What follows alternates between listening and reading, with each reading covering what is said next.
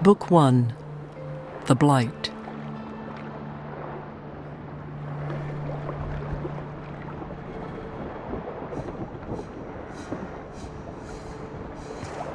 This owl seems unaware of its preternatural perch, and unconcerned with the plight of it. A frozen scream is etched upon the face of bewitched Typhus, helmsman of the Argo. Never again shall he foretell the rising of black waves. The death that haunts this isle did not spare even a child from its sorcerous wrath. No craftsman could sculpt a child so lifelike, nor create that which now stands lifeless. Abundant with boughs of leaves, this mosaic appears to be made of limestone, and thus surprisingly light. Light glints off this strange carved stone, half buried in the sand. Her planks broken and her floorboards shattered, this skiff offers naught but harbour to small fish.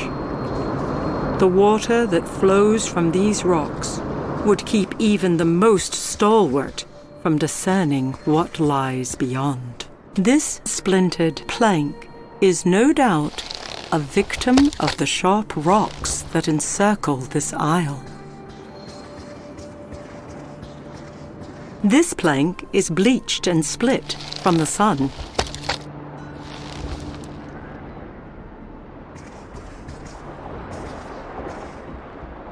"'Tis but a single plank, no doubt from a sunken ship.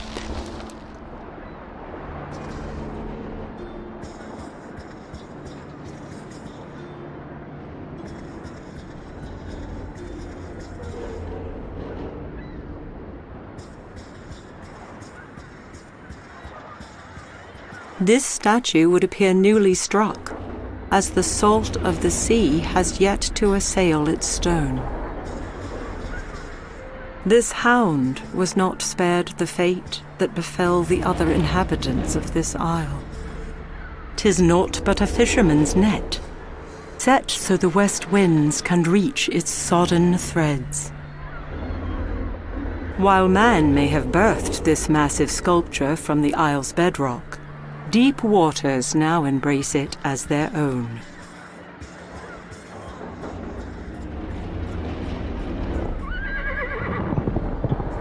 Whether spooked or merely provoked, the stallion launches itself from the cliffside before mighty wings carry it far above the awestruck sailor below. The bell-shaped flowers of this mandragora are common throughout the Isles of Greece.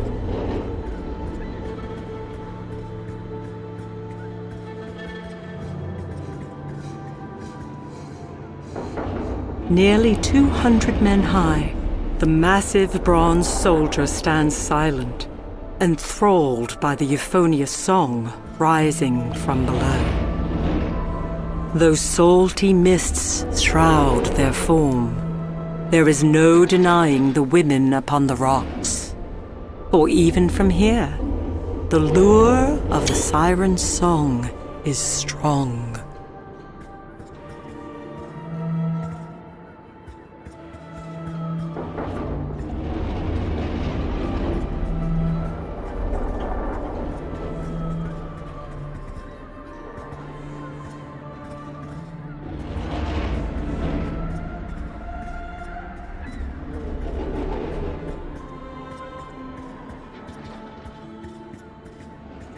The chalky fleece of this ewe is wanting for a shearer's work. This wild sheep appears interested in nothing more than the grasses that grow upon this beach.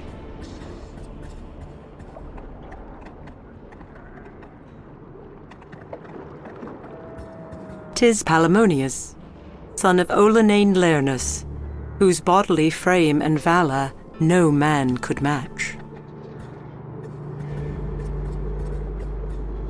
The head of a once giant stone statue lies half hidden in tall grass and underbrush.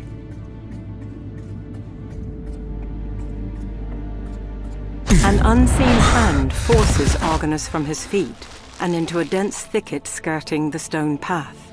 A soothing voice murmurs in his ear as the sailor witnesses the passage of things only spoken of in tall tales, and even then, in whispers.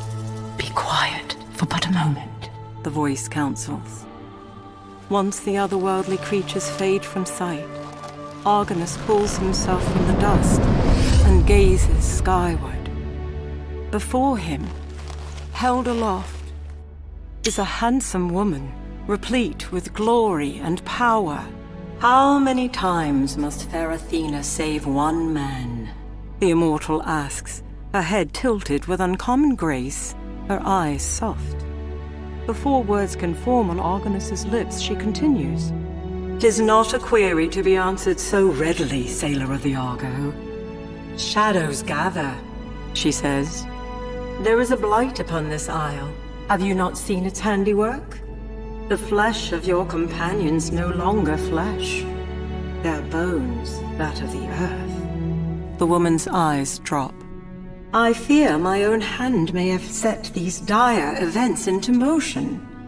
For this, I will make amends. But know well, many of your brethren yet live, for I have seen them with my own eyes. Find them, Argonus of Crete, and as I did for your father before you, I shall provide a boat and passage from this isle. You have the word of fair Athena." Not a heartbeat later, the goddess is gone, and breath gladly returns to the sailor's lungs.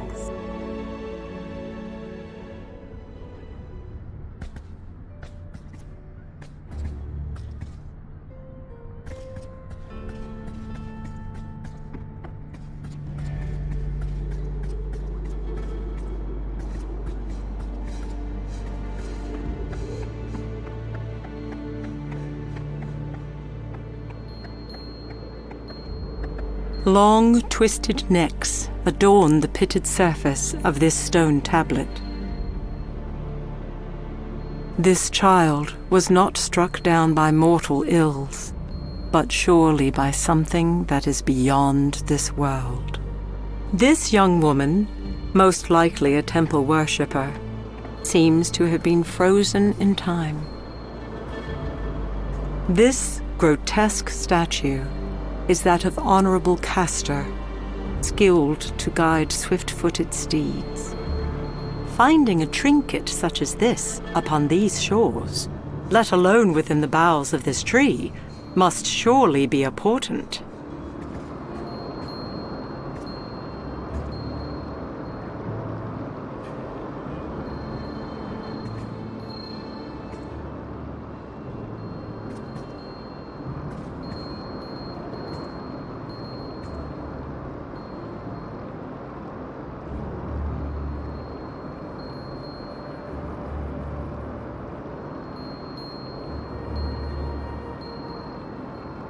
Full leaves, like those found on this isle, is littered with such debris. Broken reminders of finding a trinket such as this upon these shores, let alone within the boughs of this tree, must surely be a portent.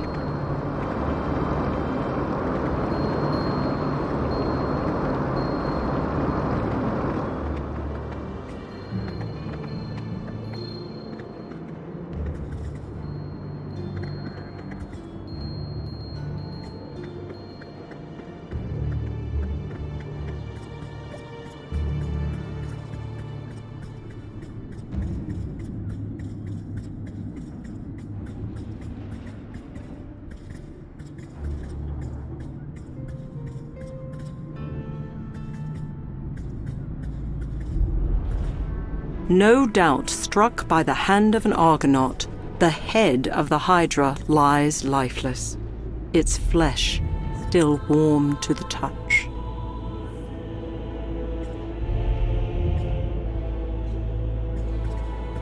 Hail, strong Erobotes, the son of Iris, skilled in the seer's art,